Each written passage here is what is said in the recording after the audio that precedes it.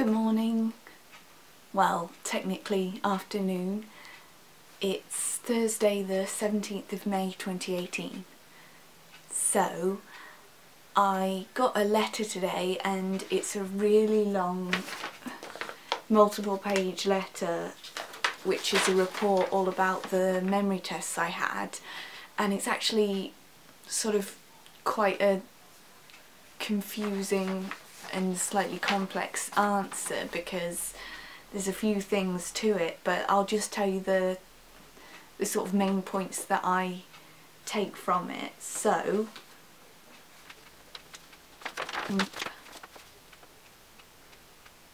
there's a lot on here about my background, you know, traumatic early life experiences that I've had and stuff like that, and I won't read all that out to you, but basically the reason why they talk about this is because if you've had these type of events happen to you, then it makes it more likely that you could have a sort of psychological condition that affects your memory as opposed to something with a more obvious physical cause. So, going to the assessment, it says that I was cooperative throughout. I had strong verbal and visuospatial reasoning skills with scores in the above average range. Conversely, I underperformed across multiple other domains with very low scores on many tests. Well, that part sounds right to me, but then she says that I performed suboptimally on multiple cognitive performance measures that are typically passed by individuals with objective evidence of neurological pathology,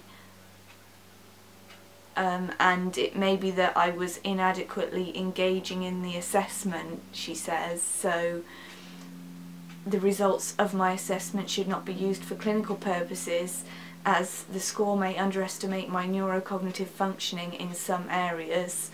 The results therefore are not reported in detail. That's really annoying and kind of unhelpful. I wonder if I can get hold of my medical notes and find out for myself. But anyway, she says that I have attentional difficulties and memory problems, possibly of a dissociative nature, with a background of physical symptoms affecting my mobility and stuff.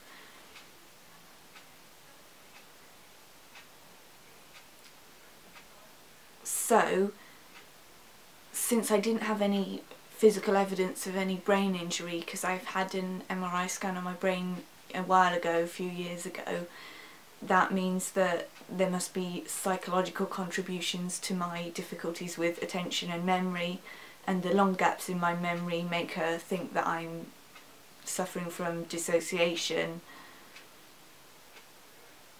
She also says here, and this is something I spoke to her about during the test, that it says, I was concerned that if my difficulties were described as a functional memory disorder, then this might be misunderstood by people to mean that they were not a real problem, and we discussed how functional memory disorders can be understood as memory difficulties with real and significant impacts on daily functioning, but with a different cause. For instance, having an emotional or stress-related basis as opposed to being a structural neurological problem. Stress and emotional trauma can sometimes manifest in physical and cognitive symptoms. So, that's that, essentially. I really am not sure what to make of that. When she said that I wasn't engaging in the test properly, I find that a bit hard to believe because I was sitting there and doing it. I know I was, and I never didn't engage with it, you know, and I think that's obvious from the fact that I got like much above average scores on a couple of the types of tests. So I think it's just the way that my memory is affected, but I think she does have a point about the psychological stuff and the idea of dissociation. And now that she's written that, hopefully that will get me access to somebody that can actually evaluate me for that, a psychiatrist, I guess. So that's my thoughts on that so far. It is interesting to read the letter.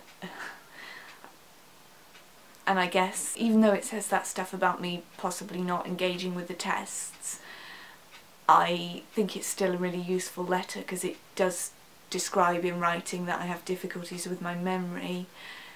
So at least I've got some evidence of that now if I need to report that to, you know, my social worker or people like that, or the government. So today I haven't really got anything planned. It's another nice sunny day, so I'm going to go out in the garden for a bit when my lunch gets here, which should be soon. And I think I'm going to try and get into some university work this afternoon, hopefully some painting. Bye bye for now.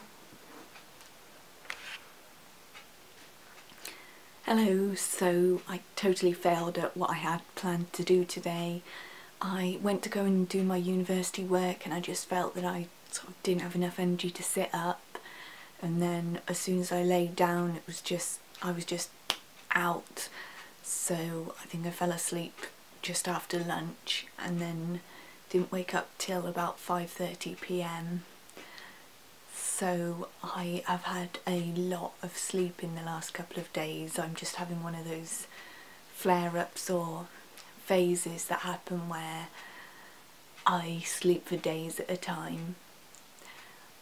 I have just been doing a bit of maintenance stuff on the fish tanks this evening. I feel like because I'm so exhausted I'm just not able to concentrate on the university work. So I'm sort of doing things that don't take too much concentration. But I've just been watching the little baby fish, and actually I think that he might be one of the white cloud mountain minnows that I've got in there, which would make sense, although I don't know how he ended up in my little snail tank originally. But maybe if I swapped one of the moss balls over and the egg was on that. That's all I can think of. Anyway, I'll show you a little clip and you tell me what you think.